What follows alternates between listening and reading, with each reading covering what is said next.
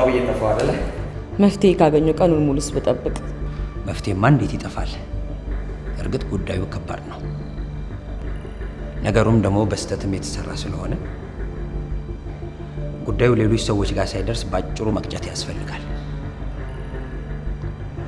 የምሉት ይገባውታል አይደለ? ከአገልግሎቱ አንጻር በነፃ እንደተሰራሉት ይቁጠሩት። እንደምትቀንስ ሊነግረኝ የለ? የማይሆነው በጣም የብዙ ሰው አፍ ነው መዝጋት ያለብኝ። እንዲሁ ስለጨነቀኝ ነው እንጂ 5 ሳንቲም እንኳን ያላገኝበትም አላተርፍበትም። አንዱን ተውልኝ፣ ሌላውን አዘጋጃለሁ። ስራ የለ፣ ከየት አመጣለሁ? ይሁን ግድ የለም። ባይሆን በሌላ ስራ ይክሱኛል።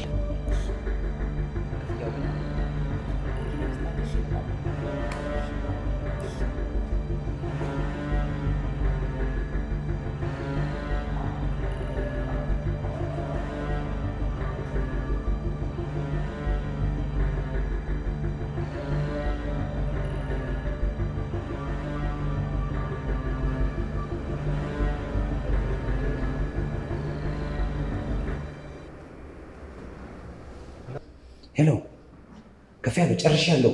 ከዚህ በኋላ ጉዳዩ ያንተ ነው። አዎ ገንዘቡን ወደ አንተ ይዛ እየመጣች ነው እያልኩ። አዎ ሙትበት ሙትበት። እሺ እሺ